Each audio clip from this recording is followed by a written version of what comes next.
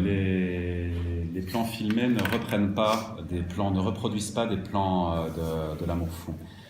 S'il y a une erreur que j'ai pu commettre sur ce spectacle, d'abord, c'est, je pense, d'avoir communiqué sur l'amour fou. Parce que ça crée une espèce de frustration culturelle où on se dit, mince, je ne l'ai pas vu, donc il me manque une partie référentielle du hors pas. Or, j'essaie toujours de faire des spectacles où tu arrives, tu connais rien d'Andromaque, tu connais rien de Rivette. Pour moi, il ne faut pas qu'on arrive formé dans la salle de spectacle. Hein. À la base, c'est une commande. C'est-à-dire, on m'a dit, c'est la première fois dans ma longue carrière, qu'on me dit, est-ce que tu veux pas monter un classique dépoussiéré? Que ce soit dans le rapport aux affects, aux représentations, à l'historicité de la pièce. Vitesse disait dans ses écrits sur le théâtre, on ne remonte littéralement des pièces classiques ou des littératures anciennes que des épaves de galions. C'est que des architectures brisées qu'on va remettre au jour. Et moi, je me suis interrogé au début en me disant, c'est un peu névrotique quand même cette quête dans l'art théâtral, de vouloir sans arrêt reparcourir comme ça le patrimoine. Il y a quelque chose qui est très interrogeant pour moi. Je n'aime pas quand on dit, tiens, je vais monter Andromaque de Racine, parce que ça parle directement du monde contemporain. Mais non. Des fois, on te dit, mais en fait, Pyrrhus, c'est Trump, et puis Butroth, c'est le Pentagone. Non. Et puis, si tu veux parler de ça, il y a 250 auteurs dramatiques contemporains vivants qui crèvent la dalle, fait une commande, et mon principe a été de me dire, ce chemin que les acteurs et l'équipe artistique ont fait vers Andromaque de Racine, en fait, on l'a laissé lisible devant vous. Donc j'ai trouvé une espèce de porte comme ça, via le film de Rivette. Déjà, de le situer dans les années 70, ça m'amuse, même si vous voyez bien, on ne le fait pas en pâte d'œuf avec du patchouli et des joints. C'est une mode qui est en train de revenir aujourd'hui, qui existait dans les années 60, et qui peut être une représentation de l'époque antique. Donc ça m'intéresse comme récurrence esthétique. Le plateau, la scénographie est copiée sur Un amour fou de Rivette. Le principe des interviews, ça vient de Rivette. Les textes que vous entendez qui ne sont pas de Racine sont essentiellement de Rivette. C'est essentiellement une matrice en fait pour moi, Rivette. Voilà.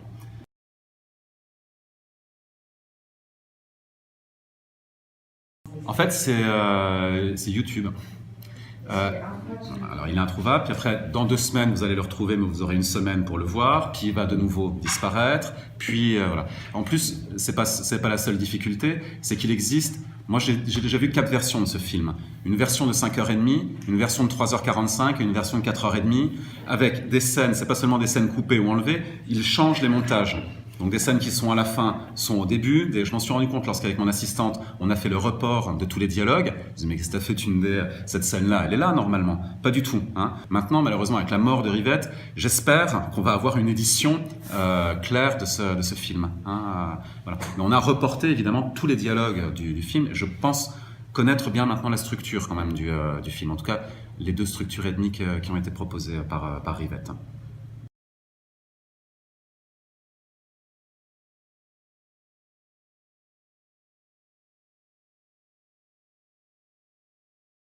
C'est une question, que tu aurais vu une distribution plus jeune.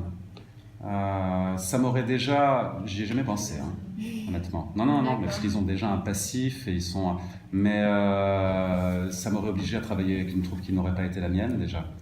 Je pense que tout simplement, c'est les gens, voilà. Et puis il y a c'est vrai qu'on a tous plutôt entre 35 et 40 ans que 20 ans ou 22 ans.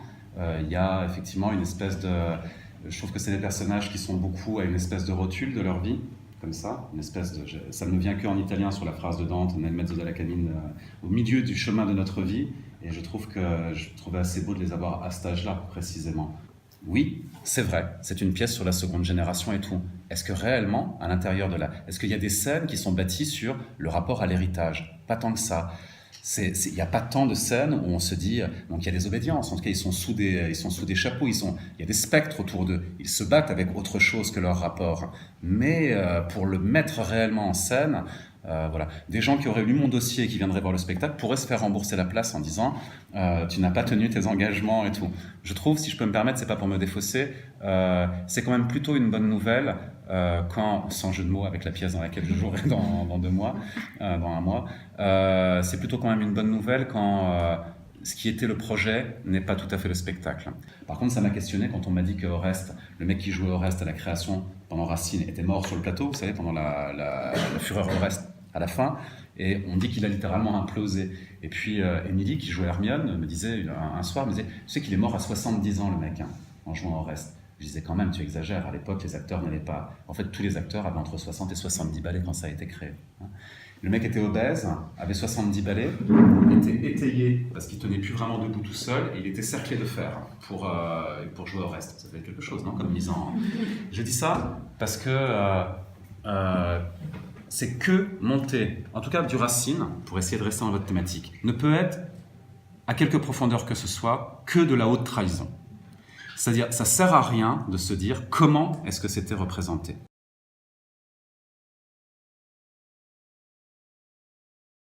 Dans un premier temps, je me suis appliqué à faire en sorte qu'on puisse vous faire comprendre la fable. C'est pas une esquive, ce que je fais. Mais je me suis appliqué à rendre les scènes concrètes dans leurs enjeux et à essayer de développer des blocs de sens, c'est-à-dire de ne pas me perdre dans le détail. Le second choix réellement que j'ai fait, c'est de ne pas avoir d'école unifiante stylistiquement. C'est-à-dire de ne pas dire on va lire à la Bernardi ou avec une école, tu vois. Au contraire, d'essayer de faire en sorte que chaque comédien et comédienne ait un rapport singulier et une expérience singulière en réel, au présent, à cette langue, au plateau, et si possible que ce rapport de chacun des interprètes à la langue raconte quelque chose du personnage. Hein, c'est-à-dire d'une façon, voilà, volontiers, Mathéo qui joue au reste, bon, c'est un Atride, il est fracassé, il va aller droit dans le mur, ça m'intéresse plus qu'il ait un rapport plus heurté, plus combatif avec le vers, s'ébrouant presque dans le classicisme, ou traçant tout à fait, mais quelque chose d'un peu sauvage dans le rapport à l'alexandrin, d'un peu malaisant, me paraît chouette.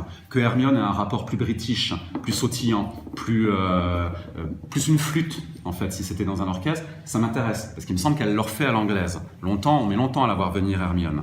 Que lorsque Pyrrhus prend la parole, et quelque chose qui soit comme ça, plus ample, plus posé, plus royal quelque part, Philippe est quelque chose qui joue Pyrrhus, donne réellement les alexandrins à peu près dans leur rythmique, et c'est lui qui s'est le plus adossé à des méthodes, réellement, pour l'apprendre, pour le découper, hein, par syllabe, par ou de syllabes, c'est lui qui... Que Lamia ait un rapport franc, voire un peu des fois, qui joue Andromaque, il y a quelque chose de très droit, comme ça, de très franc, presque de prosaïsé, quoi. Ça m'intéresse parce que ça raconte, par-delà et en deçà de la psychologie, quelque chose de leur figure. Voilà un peu, au galop, quels ont été, moi, mes trucs. Il y a des angles à traiter dans les pièces, dans les scènes. Les premières sont assez... Ok, on n'est pas d'accord. Ok, on n'est pas d'accord. Et à partir, pour moi, de Hermione Oreste, ça commence un peu à se fluidifier. C'est sa première pièce, hein, faut peut-être pas l'oublier non plus, à Racine.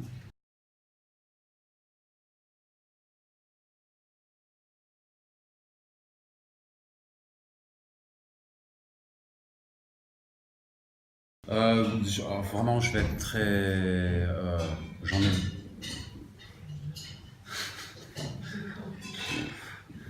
C'est-à-dire, pour 3 d'entre vous qui auraient eu en tête le cours que vous avez eu la veille, hein, et que vous aurez oublié, en partie dans... Non, mais... Non, je me suis jamais dit dans mon lit, fais gaffe à la règle des machins, fais gaffe à la... Non, mais honnêtement...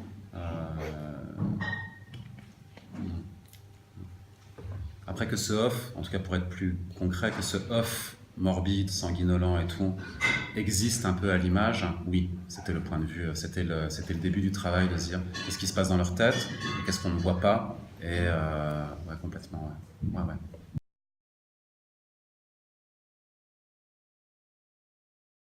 De l'amour sans sensualité, ce serait quoi? C'est quand même une histoire de... Et encore, il y a beaucoup de sensualité dans les amitiés, mais non, ça deviendrait quelque chose de très mental.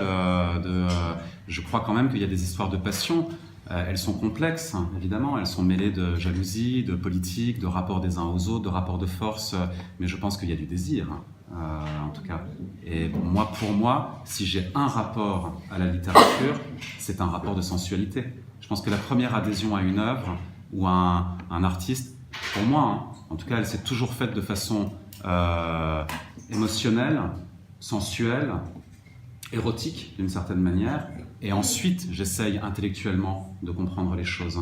Donc il me semble vachement important, pour ne pas en faire une récitation de poèmes d'amour, qu'on sente quelque chose entre les corps, que ce soit un affrontement à venir, qu'il y ait une incarnation littérale de ça, et qu'il y ait une forme de sensualité, et qu'il y ait une forme de sensualité dans le rapport à la langue.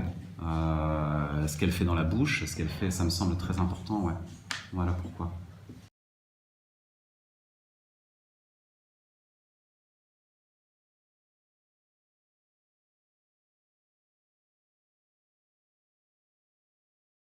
Bon, moi, de toute façon, je fais la réponse franche là-dessus, hein, parce que hier, on m'a fait la réflexion, Arnaud a dit pourquoi Andromaque elle a moins de costumes qu'Hermione parce que Lamia ne veut pas mettre ses costumes. Donc, effectivement, il y a un truc derrière. Enfin, il y a un blême. Non, mais elle a des costumes magnifiques qui sont sur les cintres et qui sont construits acte par acte, tableau par tableau, parce que je trouve qu'il y a quelque chose d'opératique et ça m'intéresse de ne pas faire bouger les murs, mais de faire bouger les silhouettes à l'intérieur. Il y a quelque chose dans l'œil qui se passe. Je privilégie toujours, si moi, un acteur ou une actrice me dit « je ne peux pas dans ces godasses-là » ou quoi, à un moment, je plie en disant « voilà, par contre, tu as intérêt à être bon ». Mais voilà, grosso modo. Je suis pas content de cette créa costume. Le mec avec qui on a travaillé, j'ai voulu travailler avec un styliste. Ma costumière habituelle, qui est une brute, n'était pas libre sur celui-ci.